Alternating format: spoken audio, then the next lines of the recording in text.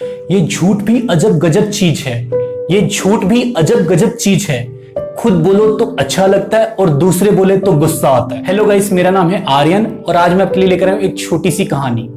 एक घोड़े वाला अपने घोड़े को बेचने के लिए बाजार जा रहा होता है। घोड़ा भी बहुत ज्यादा गुस्से वाला होता है। तभी उस घोड़े वाले को रास्ते में भूख लग जाती है और वह एक ढाबे पर रुक जाता है और वहीं अपने घोड़े को एक पेड़ के साथ बांध देता है। घोड़ा वहां पर पेड़ के नीचे लगी घास को खाने लगता है और घोड़े का मालिक ढाबे पर बैठकर खाना खाने लगता है। तभी वहां पर एक व्यक्ति आता है और अपने गधे को उसी पेड़ के साथ बांधने लगता है। तभी घोड़े का मालिक बोलता है, भाई अपने गधे को यहाँ पर मत बांधो, घोड़ा बहुत ज्यादा गुस्से वाला है, तुम्हारे गधे को परेशान कर देगा। तभी गधे का मालिक बोलता है, क्यों, यह पेड़ सिर्फ क्या तुम्हारा ही है? तुम ही अपने घोड़े को बांध सकते हो, हम अपने गधे को नहीं बांध सकते।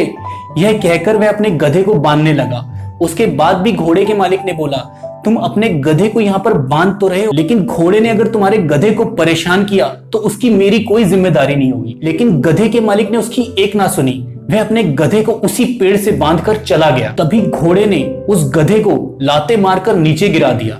घोड़े का मालिक जब तक कुछ कर पाता, घोड़े ने लाते मार मारकर उस गधे को मार डाला। तभी गधे का मालिक वापस आ गया। उसने अपने मरे हुए गधे को देखा। घोड़े के मालिक से बोलने लगा, तुम्हारे घोड़े ने मेरे गधे को मारा है, तुम्हें इसका हर्जाना भुगतना पड़ेगा, तुम्हें गधे को वापस करना पड़ेगा। जब तक तुम मेरे गधे को वापस नहीं करोगे तब तक मैं तुम्हें यहाँ से जाने नहीं दूंगा। तभी गधे के मालिक ने उससे कहा, मैंने तो तुम्हें पहले ही कहा था तुम अपना गधा यहाँ पर मत बांधो, घोड़ा गुस्सैल है, तुम्हारे गधे को मार देगा। मैंने तुम्हें पहले ही सावधान किया था, लेकिन तुमने मेरी एक ना सुनी। लेकिन गधे का मालिक उसकी एक बात नहीं सुन रहा था, वह लगातार बहस कर रहा था।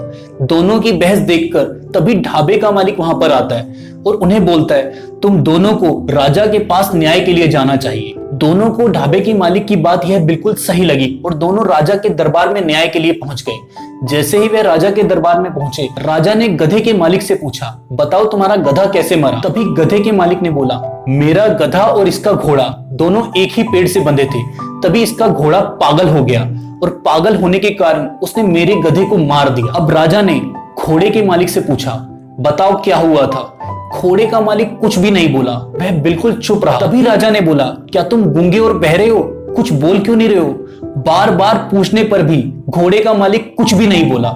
तभी गधे का मालिक बोला, जनाब ये गूंगा और बहरा कुछ नहीं है, यह बिल्कुल ठीक है। यह तो बार बार मुझे बोल रहा था कि इस पेड़ से अपने गधे को मत बांधो, यह घोड़ा गुस्से वाला है, तुम्हारे गधे को मार देगा। तभी वह घोड़े का मालिक बोला, माफ कीजिए राजा जी, मैं इसी से ही सच बुलवाना चाहता था, इसीलिए मैं इतनी देर से चुपचाप था। अब इसने खुद ही बोल दिया है कि मैंने इसे बोला था, मैंने इसे सावधान किया था कि अपने गधे को यहाँ पर मत बांधो, यह घोड़ा गुस्से वाला है।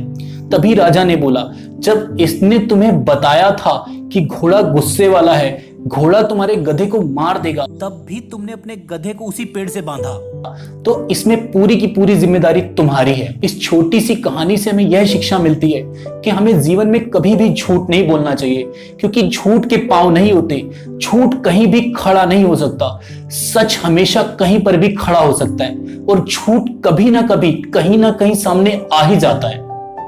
बस यही थी आज की कहानी। अगर कहानी आपको अच्छी लगी हो तो इसे लाइक जरूर कर देना और इसी तरह की और कहानियां सुनने के लिए हमारे चैनल को सब्सक्राइब जरूर करना, क्योंकि आपका कुछ जाएगा नहीं, हमारा थोड़ा सा हौसला बढ़ जाएगा। Thank you.